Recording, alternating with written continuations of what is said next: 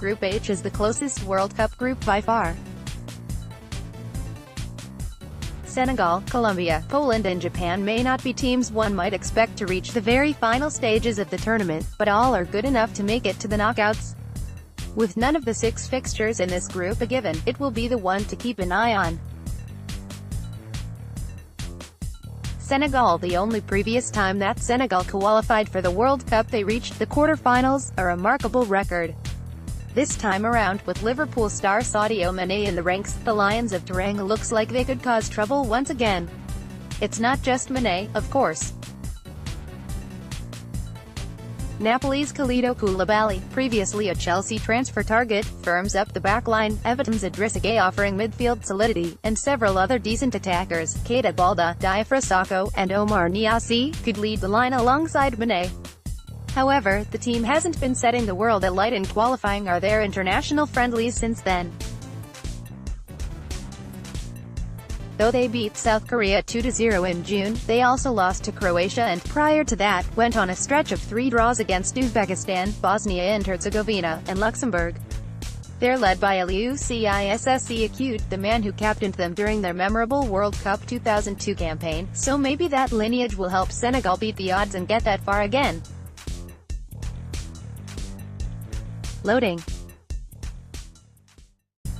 Key stats. It perhaps says something about the side's attacking potency, or lack of a consistent starting lineup, that their leading shot taker in qualifying was Mané with a grand total of 8.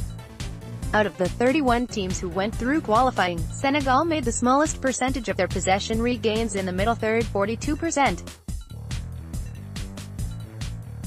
This was made up for by a moderate share in the attacking third, and a large share, 49%, in the defensive third, so look for them to press a bit up top but then drop back if the press fails. Key man Mané is the team's biggest star, playing in more of a creative than goal-scoring role. He netted just once in qualifying while setting up 3. His differing role from club football is backed up by his historic records. In domestic football, he's consistently scored between 1 and 2 and 1 and 3, at Southampton, where he was less of a forward than a Red Bull Salzburg or Liverpool. For Senegal, his 14 goals in 49 appearances equates to 1 and 3.5. It's also clear in his player persona during qualifying. Loading.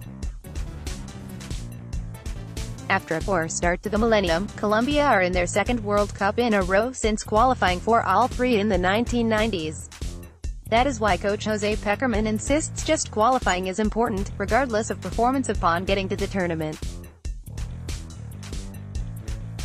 Success of a country in the long term is measured by qualifying for the tournament, he told World Soccer, and by avoiding going years and years without qualifying. That is how you lose a generation, which subsequently then affects confidence.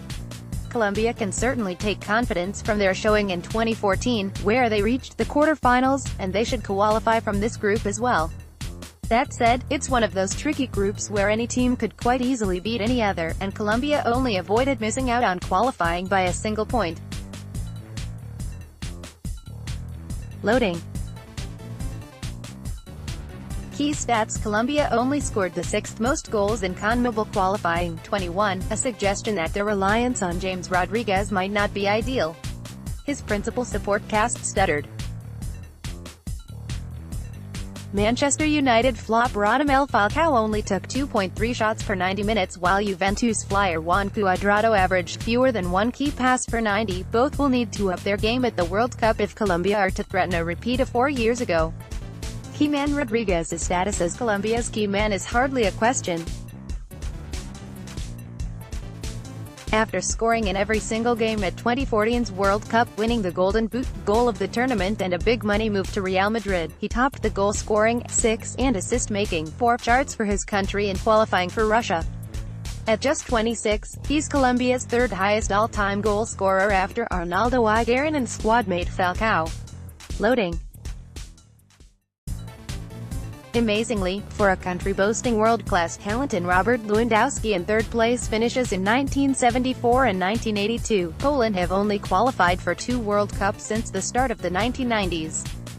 They failed to get out of the group in 2002 and 2006, and a tough draw could see them suffer the same fate in Russia too. However, after reaching the quarter-finals of Euro 2016 only losing on penalties to eventual winners Portugal, and storming through qualifying, confidence will be high. They won 8 of their 10 qualifying games, albeit in a relatively mediocre group, scoring 28 goals along the way. Lewandowski got 16 of those to top score across all confederations. In their 2 most recent friendlies they shared 9 goals with their opponents, a 2-2 draw with Chile and 3-2 victory over South Korea, but the one before that was a 1-0 loss to Nigeria in March. Loading. Key stats: a single player scoring 57% of the nation's goals in qualifying could turn out to be a worrying dependence on one player, and if Lewandowski struggles, Poland are likely to too. They also conceded a concerning amount of goals in qualifying, 14, despite the relatively tame group. It means their games are chock full of action, but as a team in a World Cup, is that really what you want? Key man Bayern Munich star Lewandowski is his nation's all-time top scorer, unsurprisingly, and averages better than a goal every other game, 55 and 95. Behind him, the next most consistent scorer is Arkadiusz Milik, 12 and 40, a bit of a step down, and the Napoli man could only manage a single goal in limited minutes during qualifying. Loading. With a new coach in situ with the Santiago Bernabeu, Lewandowski knows a good tournament could finally see those Real Madrid transfer rumors come to fruition. Japan. Aside from the United States, Japan might be the best example of a nation whose women's national football team has outperformed the men. Champions at the 2011 World Cup and runners-up in 2015, their record shows up the team who will be in Russia, who've never made it past the round of 16. Still, qualifying for every tournament since 1998 is an impressive feat in itself, even if they were co-hosts in 2002, but they have traveled to Russia with turmoil in their wake. After poor results in March friendlies, coach Vahid Halilhodžić was sacked and JFA technical director Akira Nishino stepped into the role. Nishino is a respected and successful coach in Japan, but his first 2 games yielded 2-0 defeats to Ghana and Switzerland. This came more from shooting themselves in the foot than poor performances, giving away a penalty in each game, but is still not the best preparation for the World Cup. Loading. Key stats: Japan are an aging side, their key players all right at the end or just past what could be considered their peak years. Shinji Kagawa and Maya Yoshida are 29, Keisuke Honda is 31, and Shinji Okazaki is 32. They conceded just 7 goals in 10 games during the latter stage of Asian qualifying, giving up only 7.9 shots per game, so they're a tight side.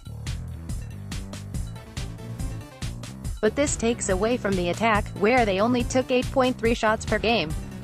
Key man Borussia Dortmund's Kagawa is one of several elder statesmen in the Japan squad, but will be the one pulling the strings from midfield. In qualifying, he contributed nearly 5 shots per 90 minutes through his own attempts and those he set up. Unfortunately for him, they only resulted in 1 goal and 1 assist, but his luck could change in Russia. Loading. The final game between Senegal and Colombia should be a good one. Both sides have an exciting star talent and good supporting casts, and could need to take something from the game to get through to the next round. Tune in on the 28th of June at 3 p.m. Prediction: Colombia, Senegal, Poland, Japan.